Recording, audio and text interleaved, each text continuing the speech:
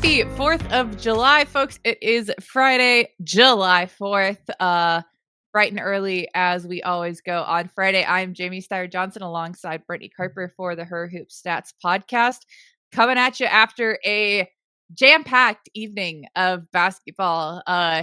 Little bit of a switch up from the rest of the week, for sure. Thankfully, we have a little bit of time to perhaps digest, perhaps catch up on anything that we missed from last night since 4th of July. So once again, no games today. All right, WNBA, do your thing, I guess, whatever that thing is. Well, there's plenty to catch up on. There's plenty to take in. I certainly will be doing some rewatches, doing some deeper dives, because what a night it was in the W. We're gonna start out with probably the headline of the evening being Dallas Wings starting 4 rookies. First team to do that in quite a while. A team from the Lynx did it back in like the 2000s, and then Dallas just comes out here. They're starting their 4 rookies. They're playing 5 rookies in their rotation. Got a whole bunch of injuries, and they're going up against this really solid, is kind of understating it, Phoenix Mercury team. They've been kind of a juggernaut as of lately, and the Wings come out with the win at home. That was not what I anticipated from it, but that is by far one of my favorite games I've watched this year, just because the Wings were hooping. They were doing a little bit of everything, and they had a lot of fun doing it. Yeah, that game was so much fun to watch. Like you said, I think just watching their rookies really coming into their own is been really fun. You've seen them progress, especially like Isaiah James. I think she's been a player for me that even at the start of the season, I think when you're looking at that team and kind of wanting a little bit more from the guard spot, and I'm sitting there ever watching her in college thinking like, man, she's just a bucket. She can score in so many different ways. She's so good. When Illinois State went out at NC State a couple of years ago, I had a chance to watch her live, and she's so smooth. And so to me, I was like, man, if she just keeps getting more opportunities, and I know that takes some time to get your feet wet, get yourself understanding what's expected out of you at the next level. But just to watch her kind of have that performance was fun. But then I really thought just their whole team as a whole, like just played so well together. Of course, you have Paige, who's just so steady. I mean, she finishes with 23, and it's kind of like such a quiet 23 because everyone else around her was really good. But to only have 8 available players, 5 of them rookies, and to really take on a team who over the last couple weeks in Mercury, I certainly think were putting themselves into like the top 2, in the league, title contenders for sure. And they just really came out and kind of punched them. And the Mercury, I think, cut it as close to 4, and that was James had an and one, and that was kind of the rest of the game. They never got closer than that, and so just really fun to see that team evolve. But hats off to the rookies. I think again, I talk a lot about this on the show with you, but just how far the college game has become like preparing these players, and you're seeing so much more evidence of that. And last night was a perfect example.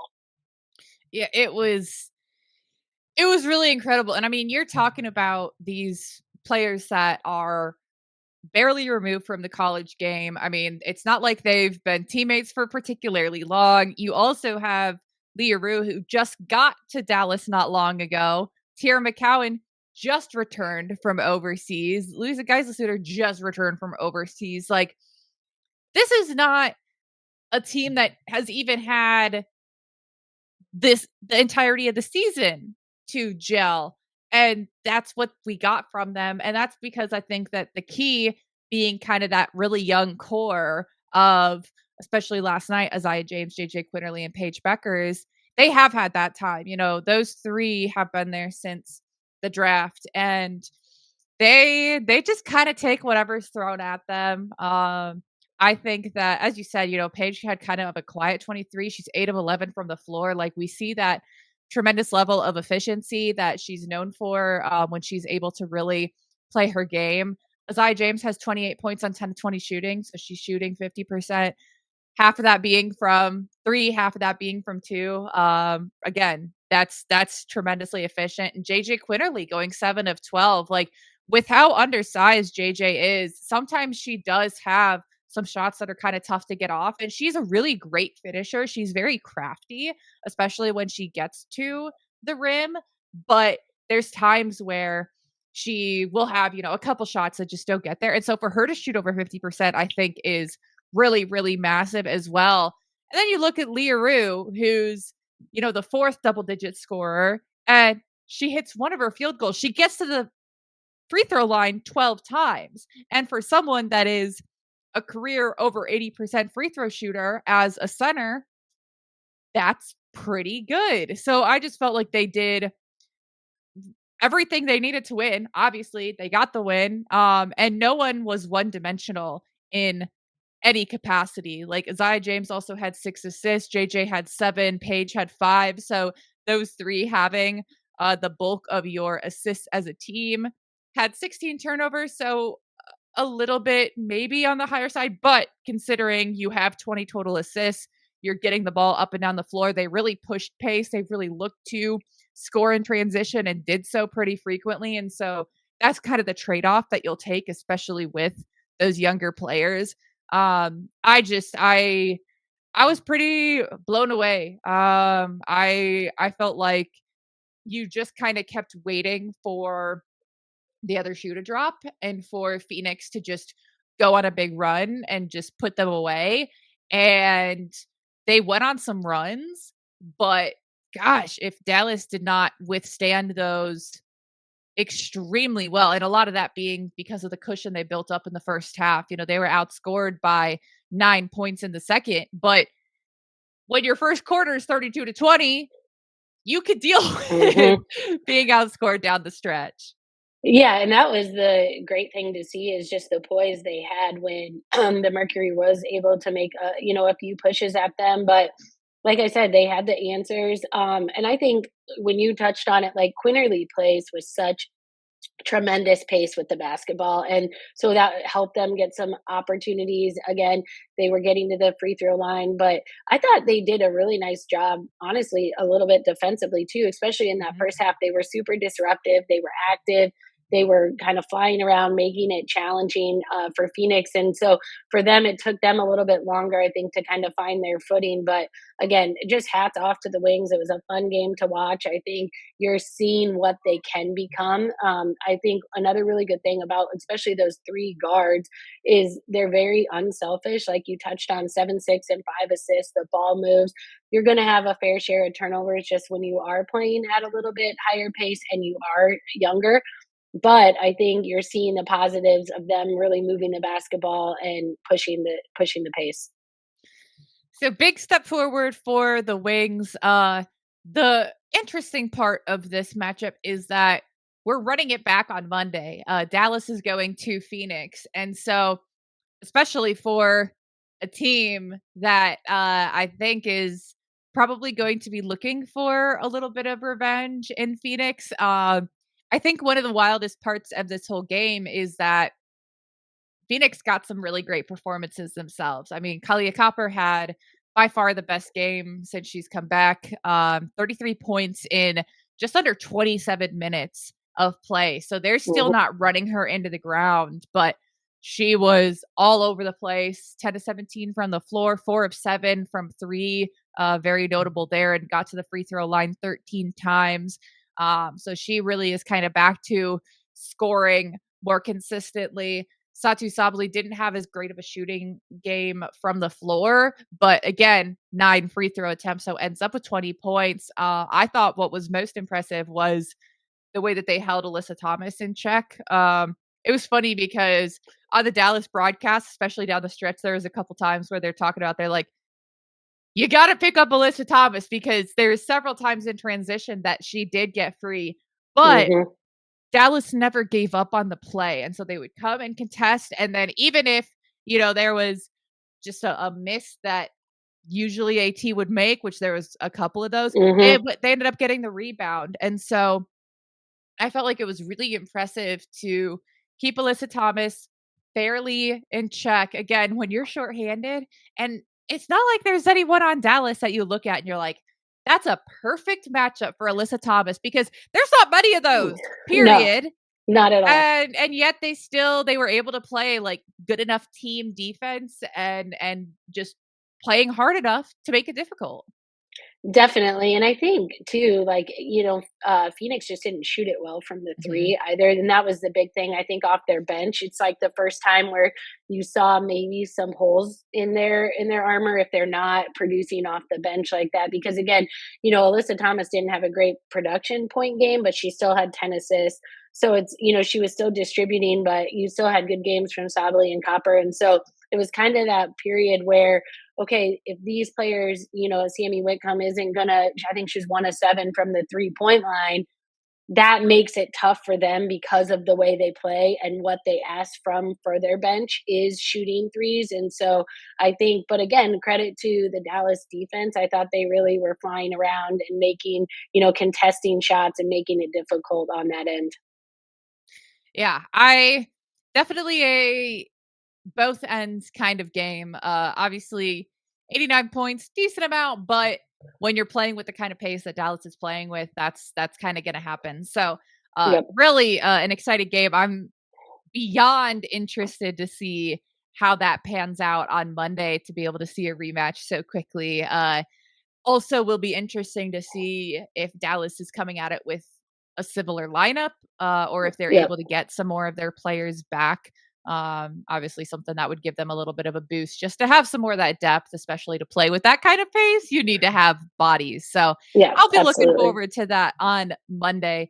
And then there was the game that I think we had circled as likely the most competitive and did in fact, the one thing that I think went according to expectation Yes. last night, which was Seattle and Atlanta being a close game. And that ended up being a 1 point Seattle victory in Atlanta.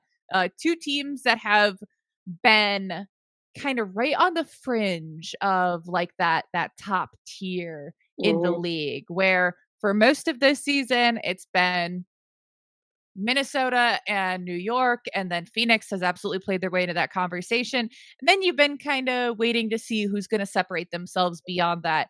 And at times, both Seattle and Atlanta have seemed like they might be that team. They certainly, either of them could be. But in this game, it was just that veteran leadership, I felt like down the stretch. For Atlanta, missing Ryan Howard is a big loss. I was really impressed with the way that they played without her for a good chunk of the game, but ultimately that's kind of your go-to bucket getter cuz that's kind of what has allowed Alicia Gray to flourish as well, is that both of them are such significant threats. Then you have the interior presence that at any point in time everyone on the court is a threat, and so there where Alicia Gray is having to shoulder a little bit more of the burden.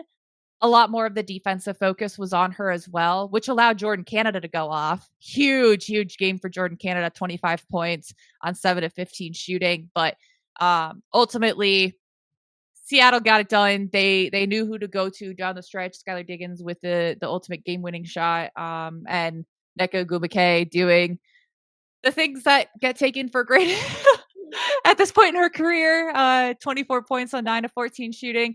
Erica Wheeler continues to be incredible. 21 points on 9 of 17. I I felt like the ending was certainly not what Atlanta wanted as far as losing the game, but also the shots they were getting. But a lot of that is just because Seattle made things so difficult, and I'll keep saying it. They just have such a great veteran presence that does not get doesn't get rushed, doesn't get psyched out at any point. Like they just are so steady.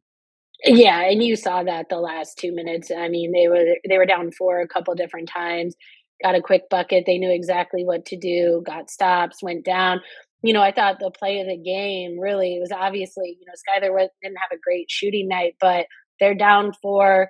She gets that offensive rebound, kicks it out, kind of cuts right in front of Erica Wheeler, gives her defender a little bit of a rub cut there. Wheeler rises up and hits that three. And those are the plays that are veteran. And then, like, I mean, you don't, from a rookie or someone else, you're probably not going to see that kind of hustle, having a bad shooting night, but she just knows how to make winning plays. And so I thought that was just, an extreme level of veteran presence there. And then, like you said, the Dream just missed Howard on the offensive end late. I thought, normally another one who creates, can get her own shot, take some of that pressure off of Gray to make something happen. And then Seattle did a great job of making her give the ball up and really forcing someone else to try to beat them. And so, just a credit to the Storm, though, of that veteran leadership. And they're a team, like you said, I think both of them have been those fringe teams where you think they're on the right track and then they go and they drop a game and you're kind of like scratching your head like what, that kind of play with them. So I think this game, if you're Atlanta, you're disappointed obviously with the loss, but extremely encouraged playing that well against the Storm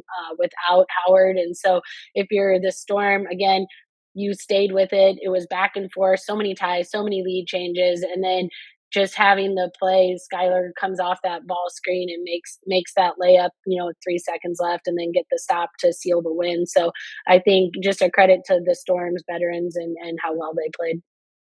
And I've talked a lot for teams that go through injuries or missing players for whatever reason, how there's a lot of good that can come out the other side if you go about it the right way. And so just the next installment of that sort of sentiment is this Atlanta Dream Team and the way that Jordan Canada broke out last night. We've seen her, I won't even say slowly but surely, because I feel like she's been ramping up pretty quickly since she's come back from injury, but it's game by game. She's looking more comfortable. We saw it's like in each game there'd be like a flash or like a couple plays or a little stretch where you saw, yes, that is the player that we're anticipating seeing. Mm-hmm. And this was by far the most complete game she's put together since coming back. Not just 25 points, but also having 5 rebounds and 5 assists. Or yeah, 5 rebounds, Yep. 5 assists, and 4 steals. Like all over the place. The steals I felt like were really big because that's something that Seattle was really thriving off of. They had 12 as a team. And so to be able to get some of those possessions back was really big. Continuing to distribute the ball, continuing to look into the interior, moving it around the perimeter. We talked a little bit about not a great shooting game for Phoenix in the first game we mentioned. Atlanta also struggled from three, 4 of 21 from the 3-point line. And they've been on a little bit of a tough stretch from three where now people know, okay, they are looking to shoot the three ball a lot, and they were able to then take advantage on the interior in the past couple games and just were not able to gain that same kind of advantage in this one. Brianna Jones had a great game, but it just ultimately was not quite enough. And I think that is in large part due to the defensive presence of Ezia Magmagor and Neko Gumake. When Ezzy has 4 blocks, like, yeah, Mm-hmm. that's going to impact things pretty significantly. But for Atlanta, if you can get Jordan Canada really going consistently, and then if you could get Ryan Howard back healthy again, that's going to boost your team. But in the meantime, you got to be able to shoot a little bit more consistently. You got to get some of those looks again. And then I think down the stretch also just being a little more conscientious with your decision making, what you're looking for. When your last 2 plays of the game are Amaya Caldwell corner 3, who was 0 of 4 from 3 prior to that, and then you don't even get a shot up on your last second play. Like, again, Mm-hmm. Seattle, very solid defensive team, but you just can't have it where you're trying to force a specific shot to the point that you don't even get a shot. Yeah, and that's the thing I think you're seeing, what Seattle did was they kinda just really took away the paint. They still got outscored in the paint, I think 42 to 28, I think it was maybe, but Atlanta had 42 points in the paint, but late they were, okay, we'll take the drive and the paint away and we're going to force someone else to take a shot. And that's kind of where you're the dream. You have to understand, okay, they're trying to make us do that. How can we counter that? And so late, I thought I would have liked to see maybe a throw into the post, see what you can do, play off of that, get a little bit better opportunity there. Again, you have a player late like Griner on the bench, put her in, give her a touch. She didn't play, I think, 19 minutes. She was 3 of 5 from the floor. So that to me was just an opportunity that maybe they could have gotten her a touch and seen what she could have done at the rim or a pass out, maybe a little bit Mhm. better opportunity there. But like you said, have to be a little bit more aware of who's taking the shot when you're taking that shot. And certainly that's what the defense gave them, but they're also giving you that for a reason. Yeah, and again, that's also kind of points to the difference when you have someone like Ryan Howard out, who is generally your go-to in that situation, Yep. especially in a game where, like that, they were really keyed in on Alicia Gray, and so when you have one of those 2 out, it just makes it that much more difficult for the other to get going, because it's usually that tandem that's able to kind of relieve the pressure from each other at various points throughout the game. So certainly hoping that we see Ryan Howard back sooner rather than later. I'm not sounding any alarm bells in Atlanta whatsoever. Especially Seattle just is a tough matchup for a lot of reasons. Again, I'll keep reiterating, just their defense is so disruptive, and so I'm not panicking, but I definitely feel like there was some missed opportunity down the stretch, especially at home, and so I'll be looking to see how they bounce back. They're another team who has a couple days of rest once again here over the weekend and is going to be back in action on Monday. They're going to be hosting the Valkyries, who are going on a little bit of a tough stretch. They've got road games, they've got back to backs. Like it'll be a lot for them, and so I think that that is a big opportunity for Atlanta to get right a little bit. It's gonna be a tough one, but that feels like one that now when you drop one to the Storm, you say, "Okay, this is another team that is against all odds right around us in the Yep. rankings." And all credit to Golden State on that one. But that's a game that you've gotta be able to get at home. So Hmm. very interested to see how that goes. Seattle gets a little bit of a confidence boost as they are going out to New York on Sunday. As you mentioned before we started recording, New York has an unprecedented homestand. Yes, I would say I don't know any stretch in a professional sport that has 8 straight home games, but Yeah, eight straight home games.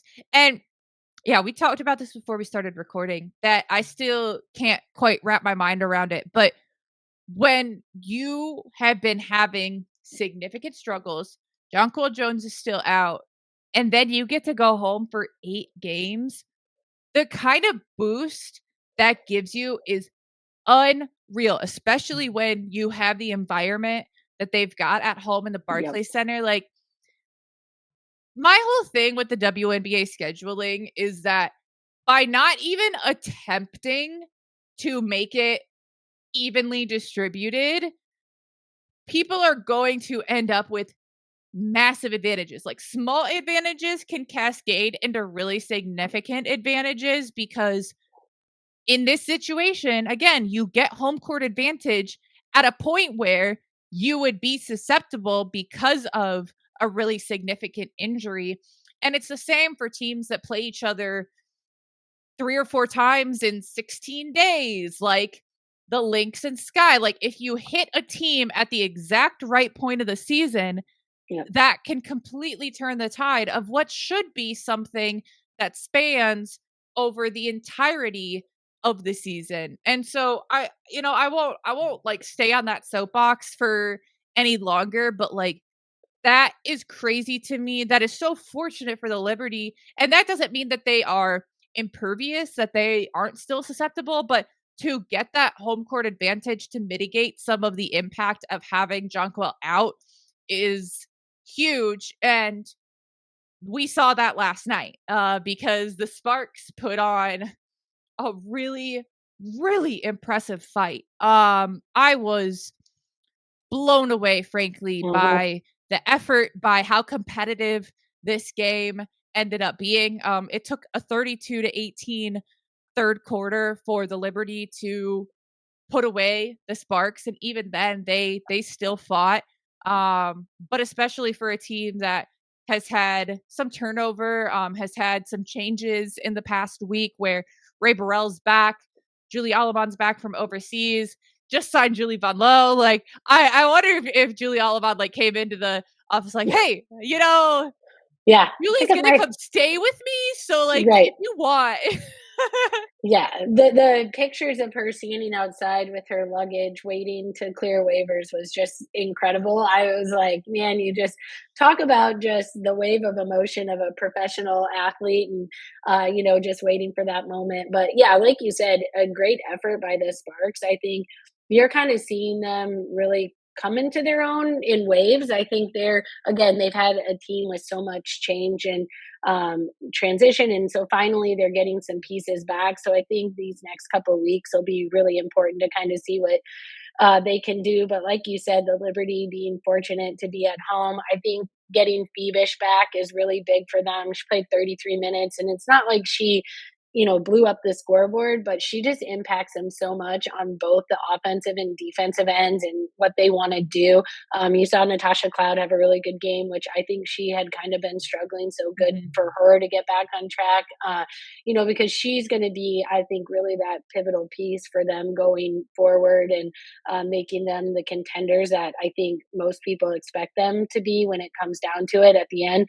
And so, like you said, though, to be able to play at home, have that advantage without Jones, who is, I think, the biggest piece for them. If they expect to repeat, they absolutely have to have a healthy Jonquel Jones. And so, but like you said, a fortunate stretch to get now 7 more games at home without her probably is really big for them. And so, yeah, like you said, they're not necessarily going to go 8-0 at home, but to have that home court advantage and knowing the comfort of you're in your own beds, you're not traveling, it's the same routine every single day. That's really important for the Liberty. So, again, don't know who all does that scheduling, but a fortunate time for them for sure. And on the other side of that, just to look a little bit more at Los Angeles, the player that I look at the stat sheet and I just said, wow, it felt like she had a lot more in every category to me was Azare Stevens. Mhm. And as has been highlighted this year, this has been by far the best season so far of her professional career, and that continues. Only ended up with 12 points, kind of quiet, but 5 of 8 from the floor, like took good shots. And it was everything else to me that Mhm. really stood out because we've seen, okay, Azare starting to get the three to fall more consistently. She's starting to use her height a little bit more on the inside. That's great offensively. But in Yeah. this game, 7 rebounds, 4 assists, did not have a turnover, and 4 Blocks. blocks. Those blocks, it seemed like every single one came at a time where you're like, New Mm. York's kind of threatening to pull away. And here would come Azare ready to make a huge play, 4 blocks and a steal as well on the defensive end. And so, I mean, with what we saw last night from the Sparks, you have Dearica Hamby going off once again, which again, against a team like New York, that is a team that should be positioned well to guard Dearica Hamby. And so for her to continue to stay not just productive, but efficient, going 10 for 15 from the floor for 25 points is massive. Kelsey Mhm. had a really tough shooting night, but got to the free throw line 10 times. And then you get Julie Alabon back. You're adding Julie Von Lowe into the rotation. You get Ray Burrell back, who played just under 12 minutes, but had a huge three to end the first half. Went out and looked pretty comfortable, I think, in the time she was out there. Once she gets fully reintegrated, that is such a huge piece. I mean, I really have been impressed with her transition into the pros as well. I just think that her length, her versatility, she has in a lot of ways like a similar level of versatility to Rakia Jackson for me. They Yeah. don't do the same things, but they both can play a lot of positions on the court.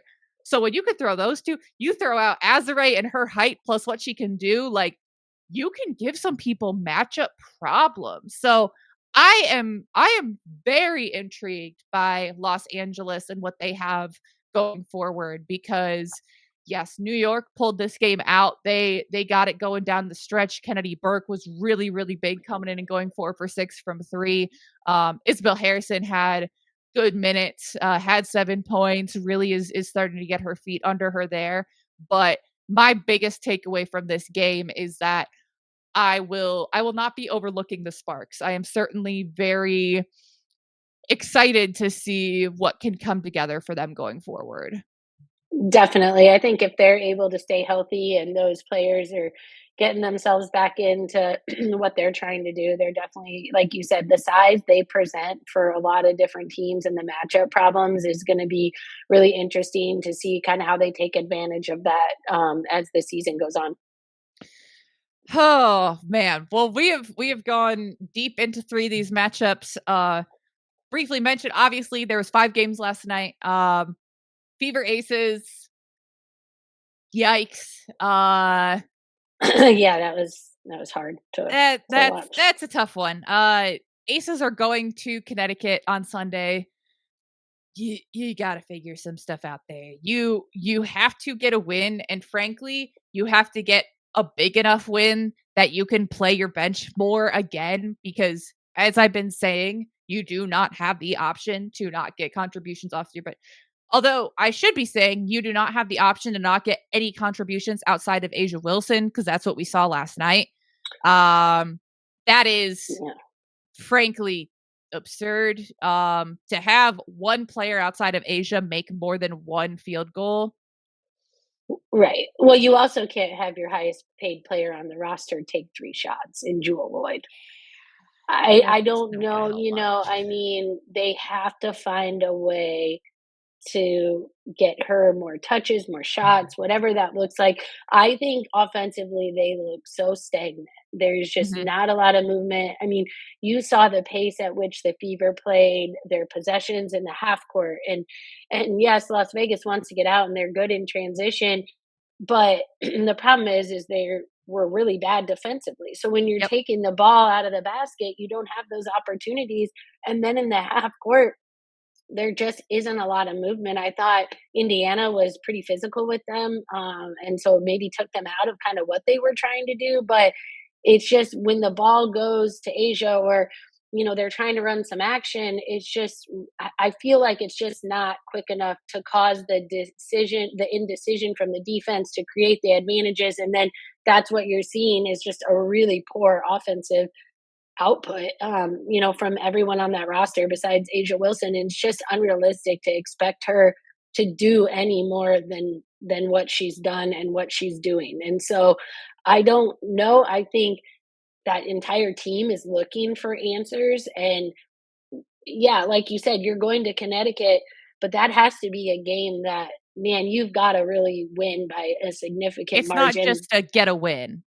Like that's No, not yeah, sufficient. I mean, I think the expectation from anyone that's watching that team at this point is you gotta go up there and you gotta find a way to blow them out. Yeah. And if you're not, I don't know what the rest of that season looks like for that team because last night and Becky Hammond, said was the worst game she's ever seen. And I think as a fan and as someone who watches basketball a lot, I would probably echo that. It was just a really poor performance on both sides of the ball for the Aces.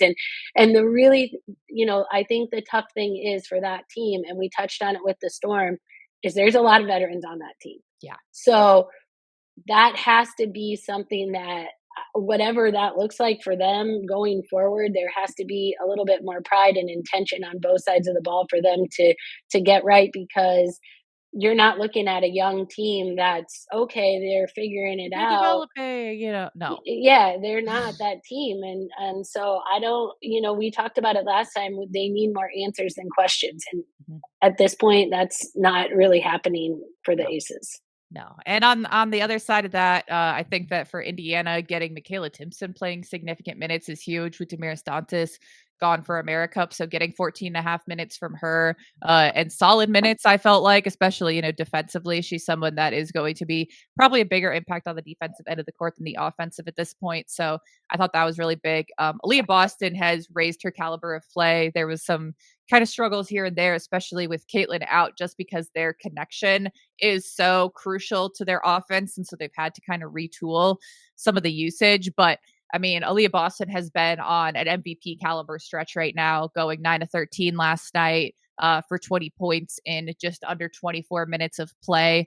Natasha Howard has been on a tear as well, a double double in about 25 minutes, and Kelsey Mitchell getting going offensively once again for 25 points. I mean, Indiana, as I've said over and over and over again, they have such incredible pieces. And now they are starting to put together those pieces with Caitlin out. And so I think that when she comes back, whenever that is, first of all, they're giving her a lot of time to recover without feeling like she's missing out, without feeling like she's letting people down because her Hmm. team is winning without her. And that's really Yep. important to buy that time. They're going to be even better when she comes back and is reintegrated. So I think that's really big for them. And then the last game on the slate from last night, just super briefly, we'll touch on that. Minnesota Lynx and Washington Mystics. Minnesota struggled obviously in the Commissioner's Cup in quite a lot of ways, and a lot of that looked like fatigue. And they started out the game looking kind of similar. And so, especially when this is one of the two teams that have handed you a loss in the course of the season in Washington, feels a little bit concerning. But bounced back in a really big way. Had two straight quarters in the second and third where Minnesota outscored Washington 27-14, and so that you have a 26-point advantage over those two quarters. That'll usually get you there. So um, thought that was a big bounce back game for them. Washington continues to get a lot of production from a whole bunch of sources. Lucy Olson had nearly 17 minutes last night and had 19 points in those 17 minutes, another career high. Aaliyah Edwards, obviously, I feel for her because having all this discourse around you is tough. But she went out, just stayed really businesslike. That's what Sidney Johnson said. Like he said, I'm really impressed with her. She's been just so nose to the grindstone, not letting the outside stuff get to her with rumors of trade. And she had 15 points on 6 of 7 shooting. I thought that she was really, really good. And then beyond that, you have a little bit of some struggles. You're still kind of trying to figure out how everyone fits back together with Brittany Sites back in the Hmm. rotation. She goes out and then she comes back, and so it's tough to kind of go back and forth. But ultimately, once again, Mystics are a team that I'm saying, all right, you lost to the team that's leading the league. You acquitted yourself extremely well. You still played really well, and Washington is probably the team that I stay most optimistic about going forward. And every night I feel like they're going to be in the game. Definitely, and I think with Washington is you're seeing when you do play, primarily 3 rookies like they do in Olsen and, Iriafen and Citron, like you're gonna see some ups and downs, and I think, especially with Sonia and Kiki, you're seeing them maybe hit a little bit of a wall, so the All-Star break, will be welcomed, I think, for a lot Mhm. of these teams and some of them that have, I mean, let's not forget they're coming off seasons of college basketball where they've played 30 plus games, and that's a lot to ask, and then to go straight into essentially a professional season where the physicality, the tempo, everything else is different. But like you said, we've talked about it before too. Washington still super optimistic about what they can be, and you're certainly not going to hang your head on a loss to the Lynx, who lead the league. I think, like you said, start of the game, you could see maybe a little bit of a hangover from that Commissioner's Cup loss, and then to string the second and third quarters together. I mean, I thought they were really good defensively, active, kind of doing what they needed to do to take Washington out of, what they're trying to do. And so that I thought was the big separator in those 2 quarters. And then, of course, just being efficient offensively and, kind of doing what they do well and why they are leading the league. Absolutely. So I'm sitting here and I'm thinking, man, we went deep. We went into all 5 of the games. Maybe I should have up top given people the disclaimer, like, hey, if you want to listen to half today and half tomorrow, do that. Yeah. Catch up later. Little bit late on that warning here since I'm going to be wrapping up the show, but in the future, maybe an option for you guys. But either Yes. way, man, it was heck of a night. Hard night to follow all the games since there was a point where all 5 were occurring at the same time. So, Yep. if you are like me and you have as many screens as possible set up in front of you and you're battling with WNBA League Pass for them to allow you to have those games on your screens, and Mhm. finding what all your streaming options are, I commend you. We are in this together. But Yes. I'm excited to have a little bit of digesting time again today and then a really fun slate this weekend. In the meantime, folks, have a great 4th. Enjoy, hopefully, time with family, time relaxing, a day off from basketball, a weekend off from basketball if you're the Yes. Carper family there. Yep. And so, Yep. definitely going to be some time to perhaps watch a little bit of basketball. As we know, you've got some WNBA fans in your household. Yes, we do. Yes, we do. Beckett currently had a list of players who jerseys he wanted. So, which is just incredible. Let me see. It's actually, I think, on my desk because everyone will really quickly. Shug Sutton, Lucy Olson, Brittany Griner, Naira Sabali, Ryan Howard, Leonie Thiebish, and Asia Wilson. So, and he has them all written out. So, That is a ball knower. Like, when you're yeah, telling me number 1 on the list is Shug Sutton, I'm like, "That's a coach's kid." Like, that yes. Yes, and that's that is all from his Switch game and watching games with me, and I joke around about it, but he probably knows more roster people than I do, but, just he's hilarious. I love that. I Yes. absolutely love that. Well, with that, folks, thank you so much for tuning in for the Hoop Stats podcast all week. As always, you can find Brittany Carper online at Brittany Carper. I'm Jamie Steyer Johnson at J Styes, JSTEYZ. Make sure that you are subscribing on wherever you're listening or watching us now, YouTube, Apple Music, Spotify, whatever. Follow her Hoop Stats on all of those fun platforms, X, Threads, Instagram, You all name of it. those, and subscribing to our newsletter. We get into the weeds on a whole lot of topics there. A little bit easier to give some of the deeper analysis in the written form than here when you've got 5 games in one night. A little bit limited there. But yeah, make sure you're subscribed, follow us, and we will be back next week.